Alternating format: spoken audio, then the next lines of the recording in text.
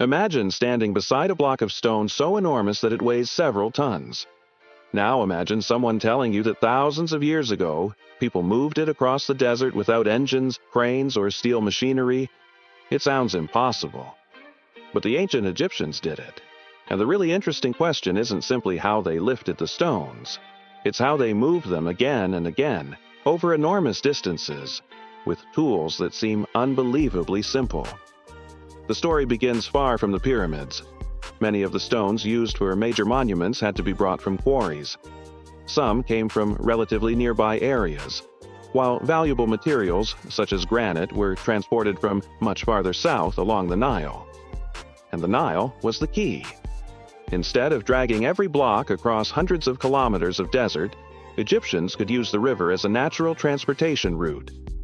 Large stones were loaded onto boats and moved with the current or by sailing, but that only solved part of the problem. Eventually, the stone had to leave the river, and that's where things become much more interesting. Imagine hundreds of workers standing beside a massive block with no road waiting for them. They needed to move it across rough ground without letting it sink into the sand. So, what would you do? The Egyptians appear to have used wooden sledges to drag heavy objects. Archaeological evidence and ancient artwork show people pulling large loads on sledges, while others worked ahead of them. But there was another trick. They could wet the sand in front of the sledge. This wasn't just about making the sand muddy. Experiments have shown that adding the right amount of water can increase the sand's stiffness and reduce the amount of sand piling up in front of a sled. In other words, a little water could make a huge difference. Think about what that means. The Egyptians didn't need a machine powerful enough to overpower the weight of the stone. They needed to make the ground cooperate with them. And once the block reached the construction site, the hardest part still remained. How do you raise something weighing several tons? We don't have a single surviving instruction manual explaining exactly how every pyramid stone was positioned. Instead, archaeologists reconstruct the process from physical remains, ancient images, tools, and engineering evidence. Ramps almost certainly played an important role. But here's where the mystery gets deeper. A straight ramp rising all the way to the top would become enormous as the pyramid grew. So historians have proposed different possibilities, including straight ramps, zigzagging approaches, and other arrangements. We don't know every detail, and that uncertainty is important, because the pyramids weren't built with one magical technique. They were the result of thousands of people coordinating quarrying, transport, food, tools, measurement, planning, and construction over many years. And perhaps the most surprising part is that the stones didn't have to be moved by extraordinary strength. They had to be moved by organization. A worker pulling a massive stone might look insignificant next to it. But hundreds of people pulling together, using a prepared surface, ropes, sledges, boats, ramps, and carefully planned routes, could turn an apparently impossible task into a repeatable process. And there was one more advantage the Egyptians had that we often forget: time. The Great Pyramid wasn't thrown together in a few months. Its construction took years of sustained labor and organization. So when you look at the pyramid today, it's tempting to see one gigantic structure. But imagine seeing it while it was being built. One stone arriving by boat, another being dragged across the sand. Workers preparing a ramp, others measuring, cutting, and positioning blocks. Slowly, year after year, the shape rises, and suddenly, the pyramid doesn't look like one impossible achievement. It looks like thousands of ordinary tasks, repeated with extraordinary coordination. What do you think was the hardest part of building the pyramids?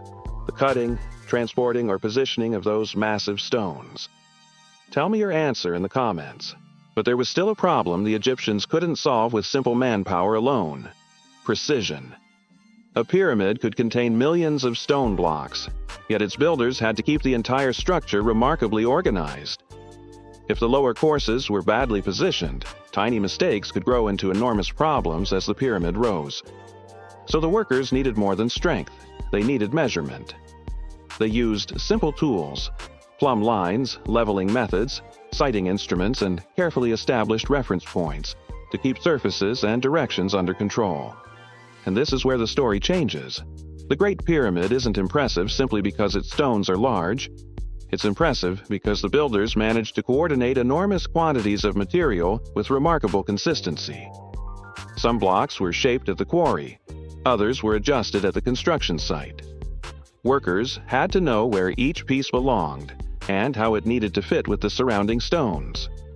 Imagine doing that without a computer, a motorized crane, or even a modern measuring tape. Then consider the people behind it. For a long time, popular stories imagined huge armies of slaves building the pyramids under brutal conditions. Archaeological evidence gives us a more complicated picture. Excavations near Gaza have revealed organized workers' settlements, bakeries, workshops, storage areas, and evidence of large-scale food production. These were people who had to be fed, housed, equipped, and organized. The pyramid was not just a construction site, it was an entire operation. And that's probably the biggest secret behind how the Egyptians moved those massive stones. There was no single invention that suddenly made the impossible possible.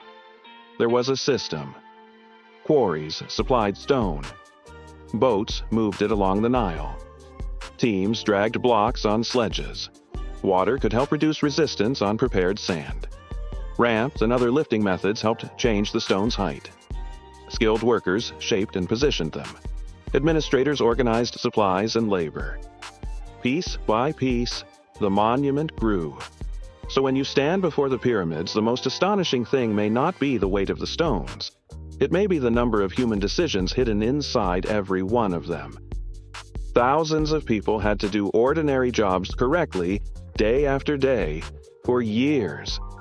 And that is why the pyramids still feel almost impossible. Not because ancient Egyptians possessed some lost technology we cannot imagine, but because they were exceptionally good at turning simple tools, careful planning, and enormous human cooperation into something that could survive for thousands of years. One final question from the video. If you were given only ancient Egyptian tools and thousands of workers, which part of pyramid construction would you find hardest?